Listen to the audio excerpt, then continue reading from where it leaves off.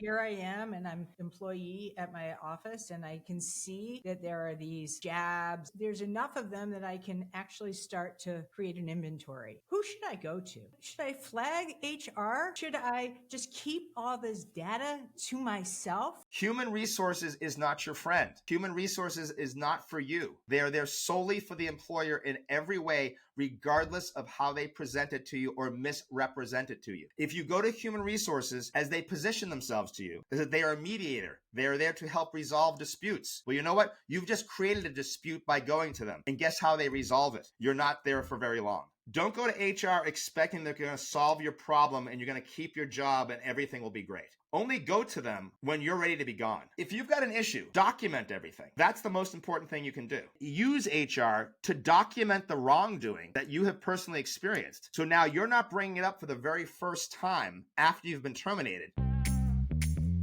The idea of job security is outdated as a landline. If you haven't been in a search for a while, it's probable you will at some point, by choice or not. Most executives admit to staying way too long or sense what's coming and justify staying anyway. There's another reason. The faulty belief that navigating to what's next will inevitably be worse and has to suck. Screw that. Lauren Greif has spent a lifetime in corporate and executive search, calling bullshit on stale career advice that most still use.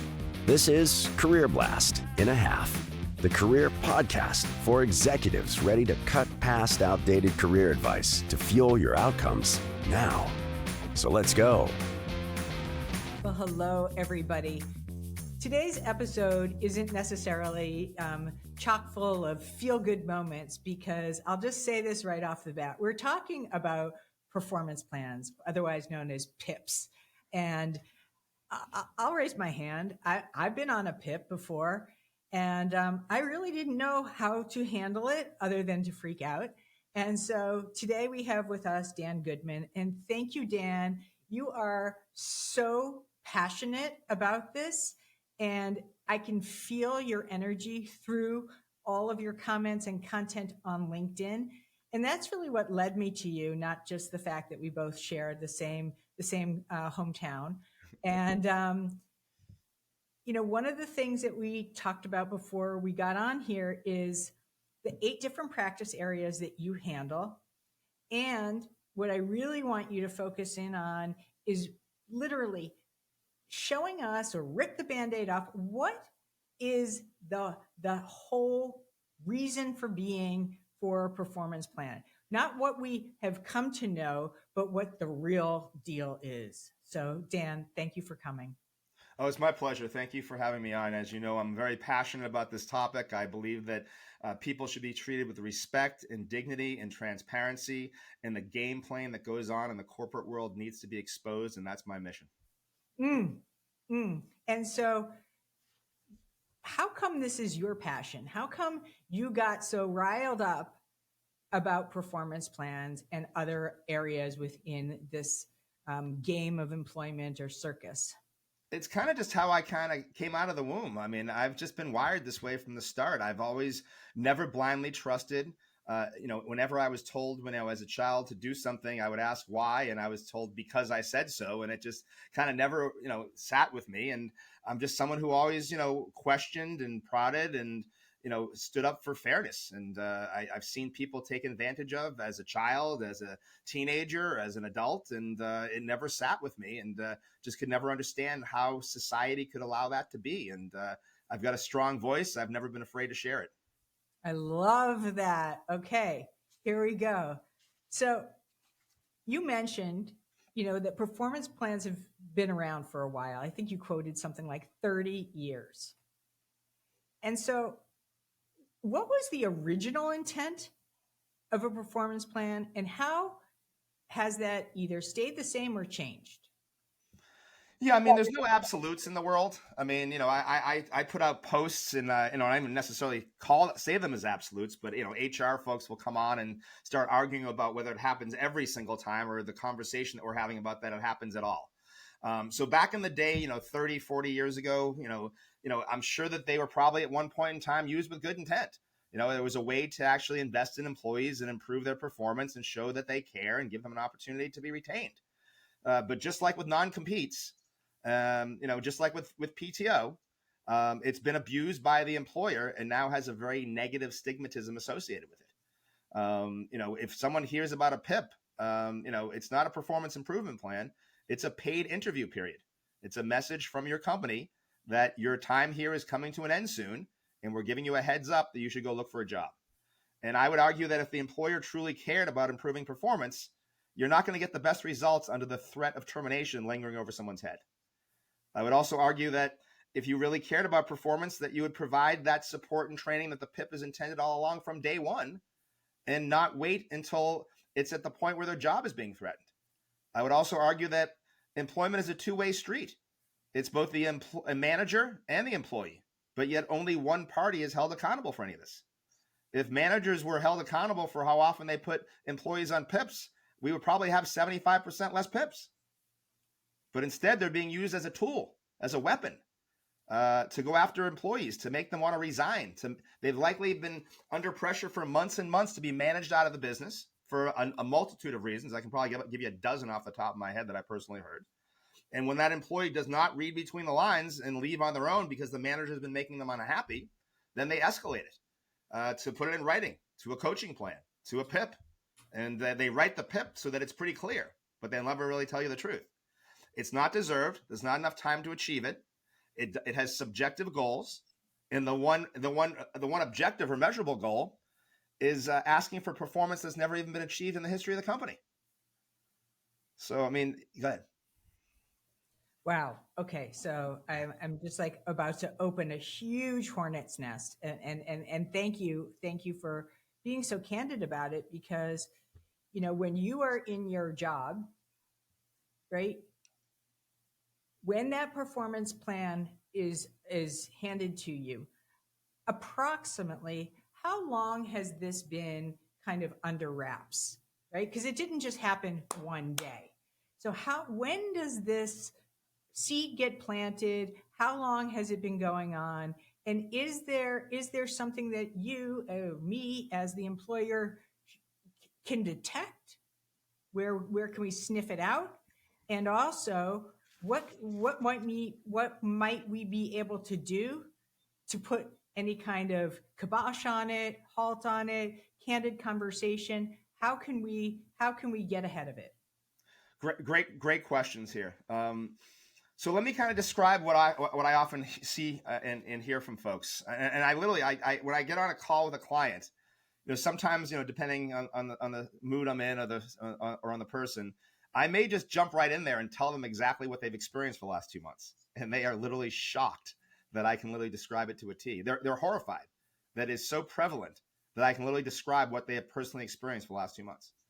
So oftentimes, there's always something that happens. You're hired by your manager, everything's going well, they like you, you like them, and everything's great, you're performing.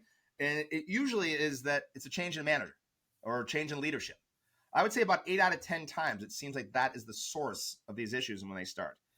They didn't hire you. They don't look at you as blindly loyal. They don't think you're going to run through a wall from them. When they say jump, you're not going to ask how high. So they want their own people to bring in who are loyal to them, regardless of what you've done. This happens a lot.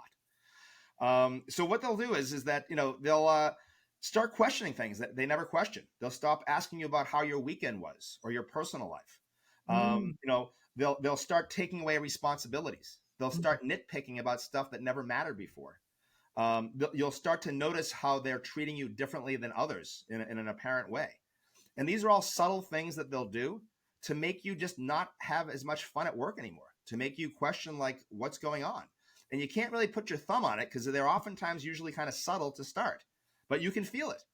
And, and then, if you haven't decided to look on your own or leave at that point, then they'll escalate it.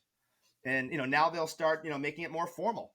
There might be public humiliation. There might be retaliation. There might be a change of responsibilities. There might be compensation theft. There might be a counter territory manipulation. There's what I call my buckets of wrongdoing. I should trademark it. And basically, there are these subtle things that they do to make you unhappy, to leave, so that you'll want to leave on your own. So it reduces separation costs for the employer. There's no unemployment. There's no severance. There's no termination on the manager's record. There's no justification that's required. And they do this And it's really shocking. They do this to people who've worked there for 10, 15, 20 years. Can you imagine putting a 20-year employee who's 55 years old on a PIP? Because, we don't know who they are. We don't know how well they perform. We don't know the dedication and sacrifice that they've shown for 20 years. And rather than being transparent and honest and showing them dignity and respect that they deserve, we're going to put them on a PIP so that they'll say F this and want to just leave on their own to save money for the company. I mean, we got to be able to do better than this. And so here I am, and I'm going through, I'm experiencing all these insidious kind of like ick feelings. Like you said, you can't really put your finger on it, but you're not imagining it. I think earlier you called this gaslighting, which I would easily say, yeah, this is like, it's maddening, right? And so here's the question, right? What can you do? All right. How do you not lose your mind, not fly off the handle, and continue to go to work and perhaps even protect your job? Well, thank you for bringing me back. And if I go off on another tangent, please bring me back again. So I work with people in 6 scenarios around separations, terminations, severance, PIPs. So whether you're terminated with a severance and want to negotiate a better one, I help you with that. Whether you're terminated with no severance and want to negotiate for one, I help with that. And whether you're employed right now, and let's say that you're on a PIP, the writing's on the wall, you're miserable, you don't want to be there, I help you create a narrative to lay out the scenario, what's happened, to bring a termination to a head, and then negotiate a severance based on your specific scenario. Whether or not you've been offered a PIP that they dress up as the worst thing in the world, unachievable, blah, blah, blah, blah, or a severance. This is another big thing that your audience needs to know. It's a trick. When they're asking you to make a choice, you have now just resigned, and you are now not eligible for unemployment, or frankly, to really even be able to negotiate the severance since you've chosen it. The company needs to be the one to take action to initiate the separation. When you initiate it, it's treated as a resignation by the unemployment office as well, and that's what the company wants. I also work with folks if they're on FMLA and they don't want to come back, and they've been traumatized at work, which led them to go on FMLA. The company has been treating you like this because they want you to resign. You've just thrown a wrench into their plans by taking FMLA, which was frankly well-deserved and needed, and your legal right to do, and don't let anyone tell you otherwise. When you go on FMLA, the company is obligated to hold your job. They're obligated to welcome you back, and they are not allowed to terminate you. I haven't heard of a specific number like, X number of days or months that they can't terminate you. But I have heard sort of an unofficial number of 3 months, but it happens all the time, well less than that. So you actually have leverage. The company doesn't want you, but they have to have you back. You don't really want to go back. And it's a great opportunity to now negotiate that exit from there. Another scenario is that you're just miserable, and the company would be more than happy to continue to traumatize you and have you produce that great work, but you just can't handle it anymore. So under those 4 scenarios, I help you put together a compelling, comprehensive, reflective, shameful, reputationally damaging document about what you've endured, about the actions of the company and your manager to drive you out of the business, to manage you out of the business, to make you so miserable that you'll want to leave on your own. We create these buckets of wrongdoing, and we put together this scathing, reputationally damaging document to show them why it's in their best interest to resolve this amicably and to move on and make you an advocate, not an adversary. And do they care? They do. They do. We have a 72% success rate working with clients, either to bring a termination and a severance to a head or to negotiate a better offer for severance. We write this stuff very differently. I'm sorry, go ahead. They care because why? Why do they care? Because of their reputation? We show them what the options look like. We show them if they are unwilling to acknowledge the situation, we make it very clear what options the employee has in front of them, and we show them beyond any doubt, based on the strength, the tone, the emphasis of this document and how it's laid out, that there's no doubt in their mind that you will pursue it fully, and why it's in their best interest to make you an advocate, not an adversary, and why you're more of a pain in the ass than you're worth.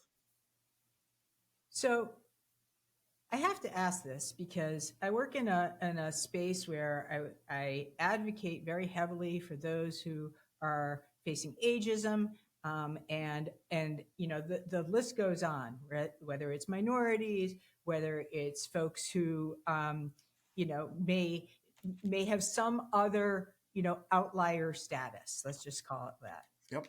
Who's a target?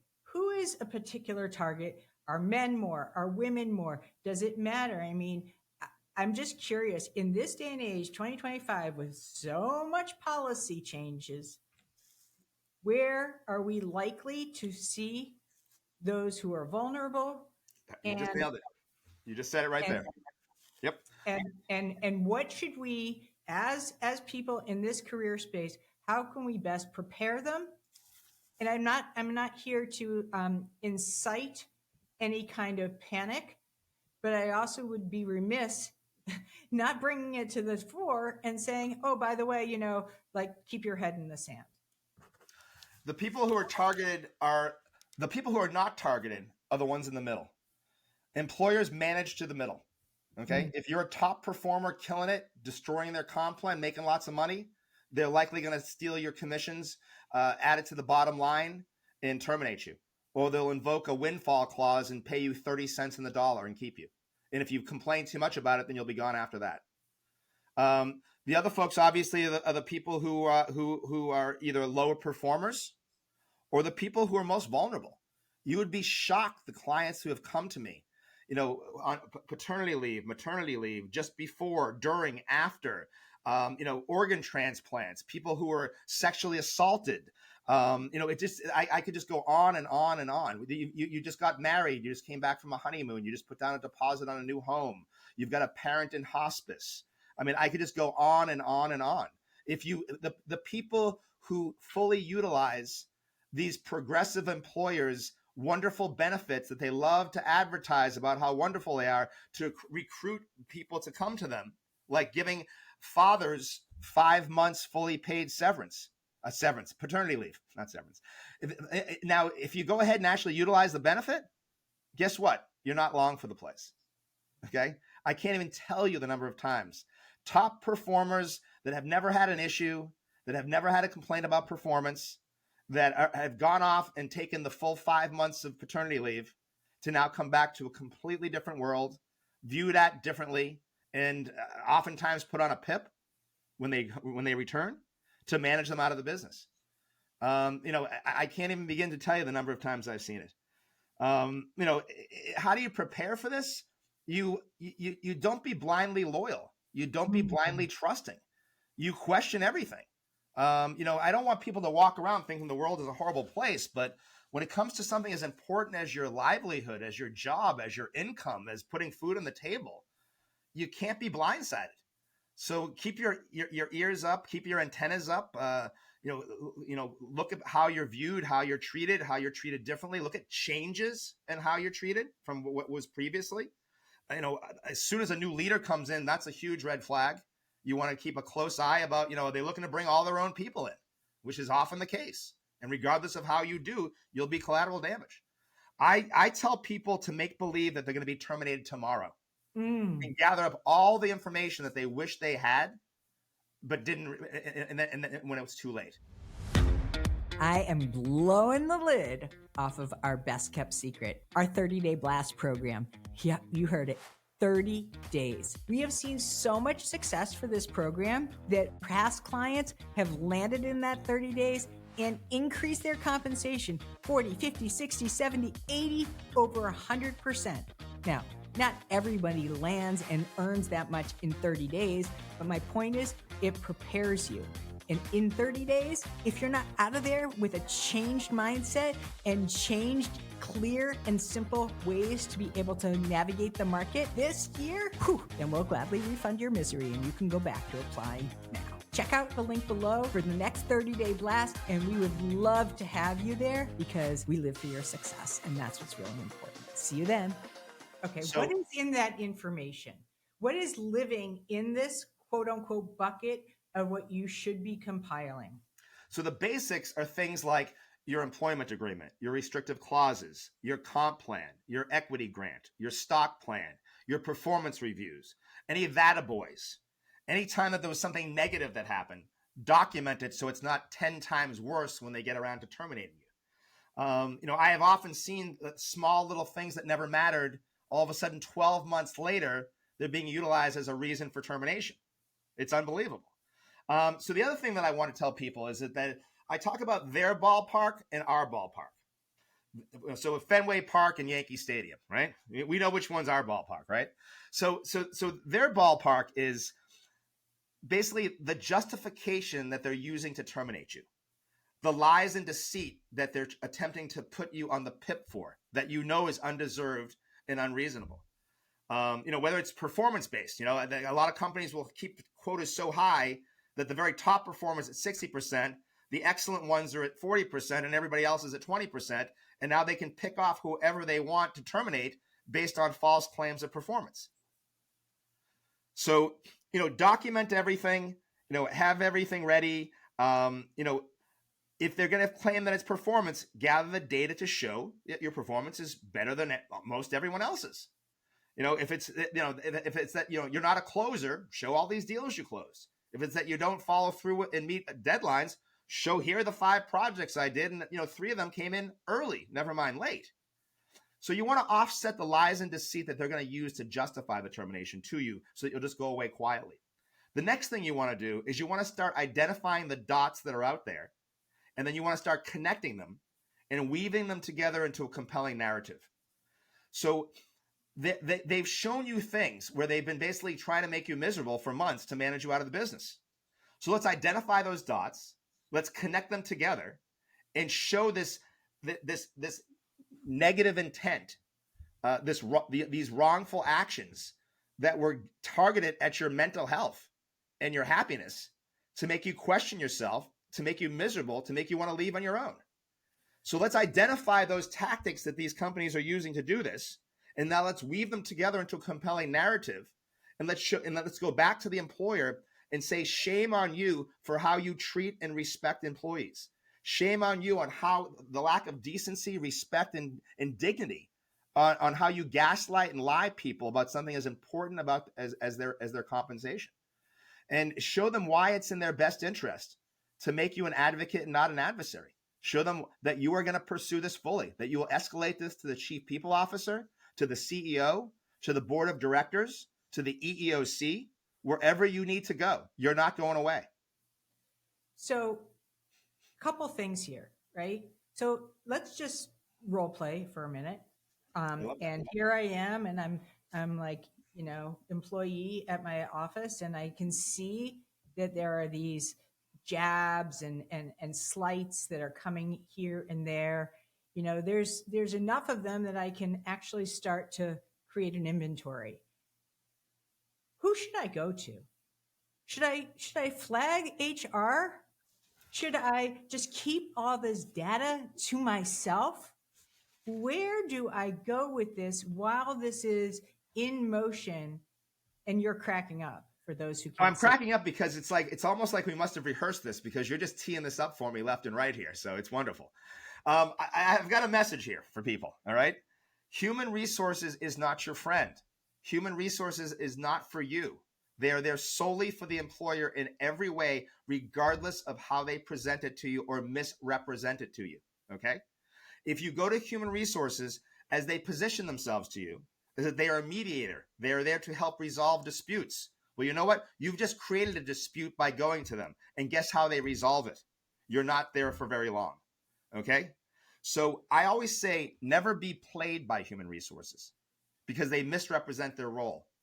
So if you have an issue and you want to stay at the company, don't go to HR and complain about it. Because I'm not saying this is going to happen every single time. And I'm not saying this happens at every company.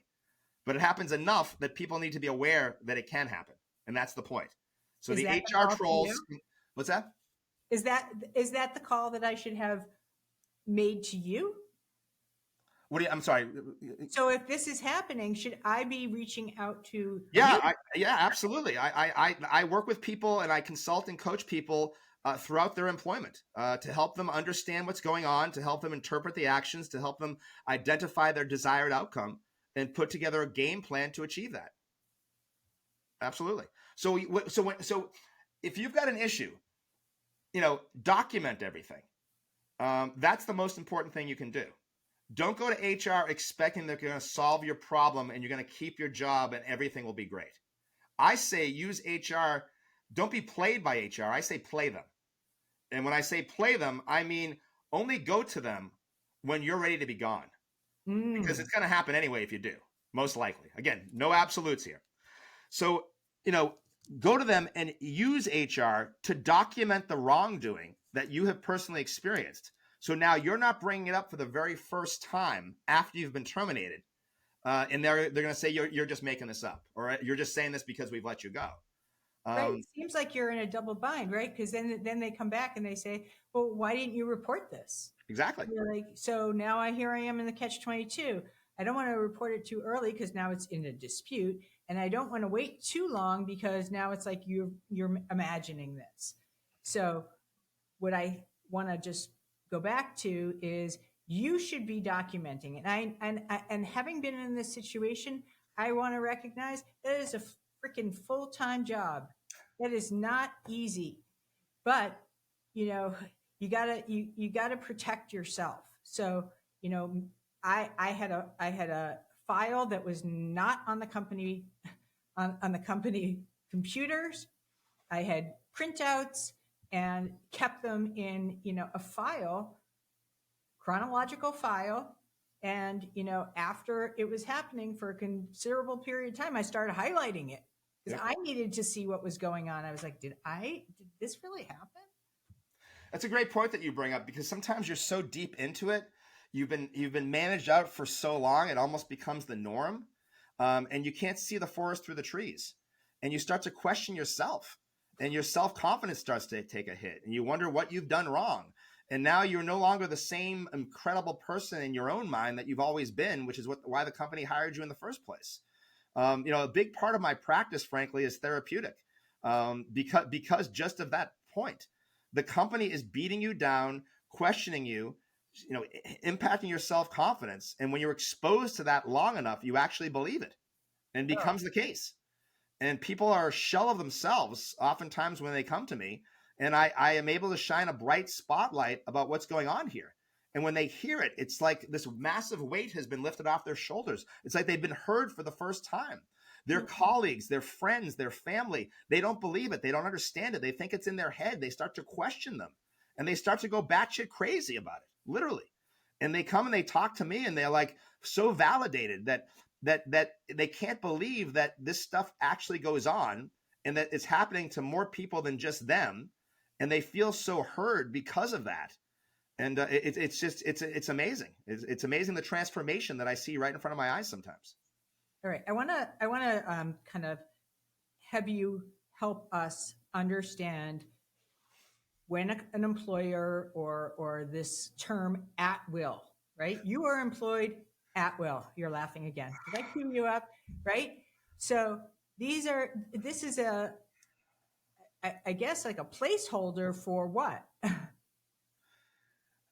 At will is just if I had to pick, there's so many things that we need to get rid of. We need to get rid of non-disclosures as part of legal settlements. You can't reward employers for doing the wrong thing and then paying a small fraction of what they've stolen from, and then requiring the person who was wrong to keep it quiet. It's just the wrong thing. Give me that back. What you just asked me again? I'm sorry. I asked you about the placeholder of what it means for you, for them, and how that term at will might be exploited. Thank you. Yeah, so at will is really, how does at will exist with non-competes? Literally the opposite. It's like I want to have my cake and eat it too. I literally put out posts last week about it. I've got a post coming out this week about at will. I've got a post coming out this week, demanding that a ban on at will employment. It's so one-sided. It's so unfair. It's so wrongful. It basically means that if you're not in a protected class, the employer can discard you at any time for any reason without even a thought. They don't even have to explain it to you. You can work somewhere for 12 years and produce $100 million in revenue, and the company can just decide they bring in a new leader. They don't want you anymore. They think that too many of the underlings look up and admire you, and that they won't have control of the team, so that they'll terminate you. And they can just do that without any explanation, without any rhyme, without any reason, without even any severance. I mean, it's unbelievable. There's no accountability. At will means that I can do anything I want whenever I want. And now here's the best part. So at will is supposed to go in both directions, right? So that means that you can come and go whenever you want. Then how come every employee is scared to death of not giving 2 weeks notice and burning bridges? But yet every time an employee is terminated, especially if you're in sales, you're walked out the door that minute. You're treated like a criminal. You're treated like someone who's not trusted. And oftentimes your system will be shut off before they even finish the Zoom call that you're being terminated on. So all of this is, as I said earlier, this isn't like a great feel good episode, right? You're in a really, really tough rock, between a hard place spot.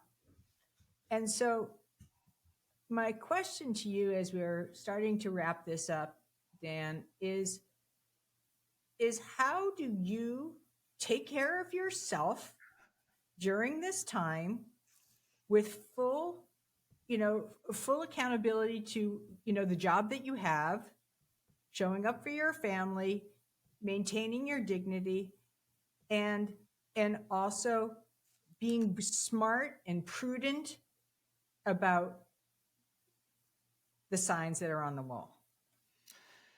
You know what? It all comes down to not having regret, to not making sacrifices against yourself, against your family, on behalf of your employer, and expect them to show that same blind loyalty back to you.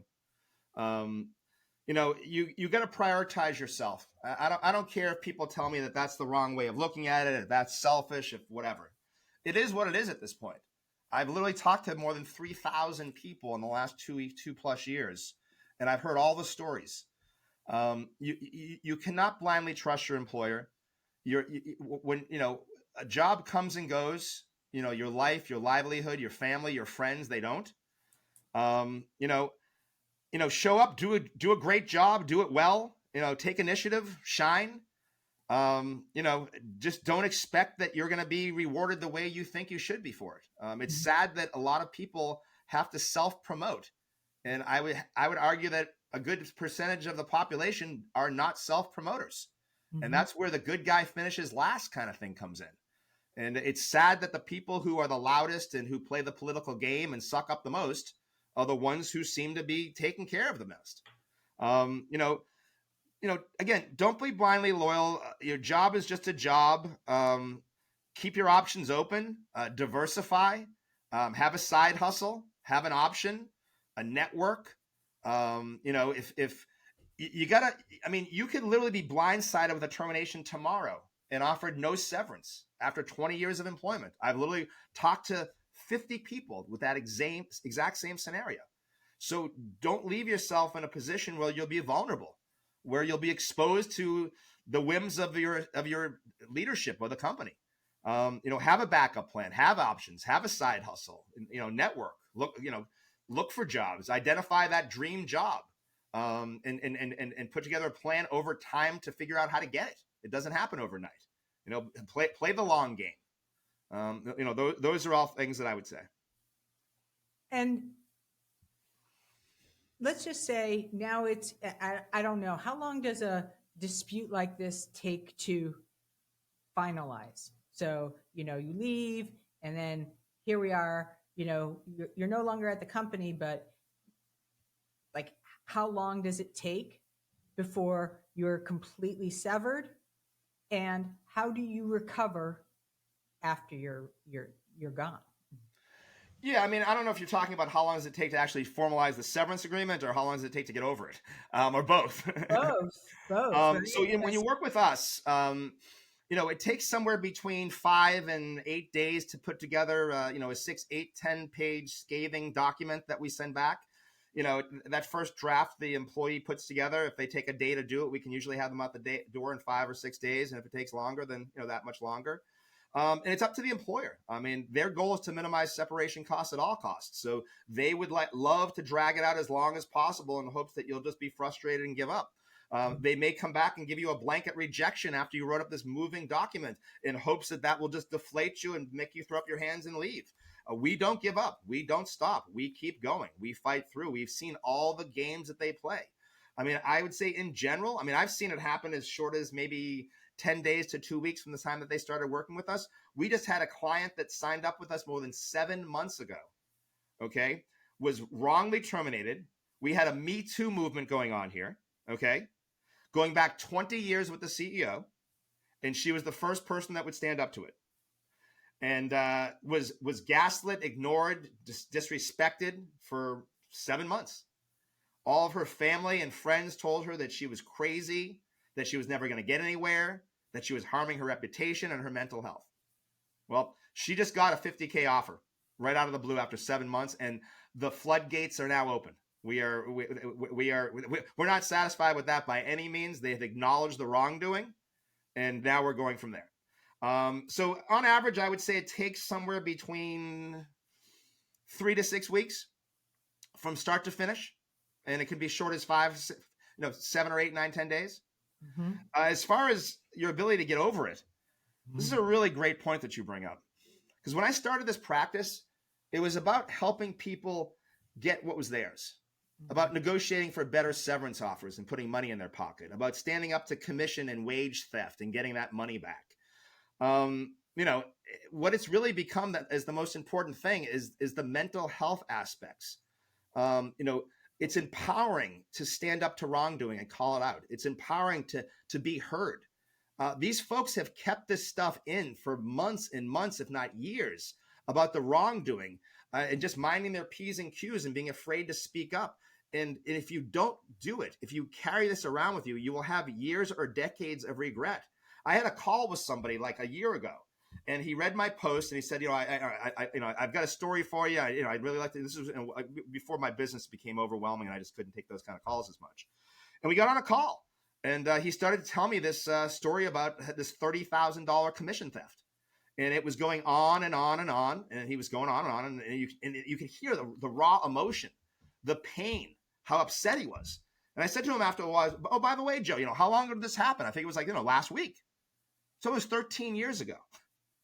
And I got goosebumps. I was traumatized from hearing that it really, to hear this guy speak the way he did and what he's been carrying for so long, it's not healthy. It's not healthy for people. It's not healthy for society. They carry that with them to their next job too. And they carry it in their job search. So what I do with people is by standing up to it, by calling it out, by documenting it. Writing is extremely therapeutic. By being heard, by having them acknowledge it, not through their words, because they never will, but through their wallet, is the most empowering thing that people can do and allows them to put it behind and leave it there and move on. Dan Goodman. I am so happy. I feel like we should also make sure that when we put this video up that we have all your contact information, because seriously, I can't echo every story, but I have my own experience and it feels powerless. You feel really, really duped and powerless. And I am so grateful that you have taken the time today and given us everything that you've got for this specific podcast. And I will make sure that we have all of your contact information and LinkedIn link in the show notes. And for everybody who listened today, first and foremost, thank you. I know this was a very important and maybe even uncomfortable episode, and I don't regret it one single bit, because so much of what I see, and maybe Dan too, is you think it's going to get better because you just don't really want to deal with it. But I will say, be heads on and don't be surprised, right? Because that's what these episodes are for. That's what Dan's content is for, my content. We say be prepared, and there's a reason for it. So thanks for listening. And number 2, if you like this and you found it valuable, please do me a solid and put together an Apple Podcast review. This is how we continue to bring in great guests like Dan and also be able to grow our podcast so that we can be of service to you who are in your careers and help you listen and be informed. So thank you in advance for all of that. And we will see you again next week. Dan Goodman, thank you again and again. My pleasure. Thank you for joining today. We appreciate your listening ears. Big time. We ask this: use these tools, not tomorrow, right now, and share them by spreading the love, leaving us a rating and subscribe so you don't miss the next Career Blast in a Half. Most of all, thank you for you.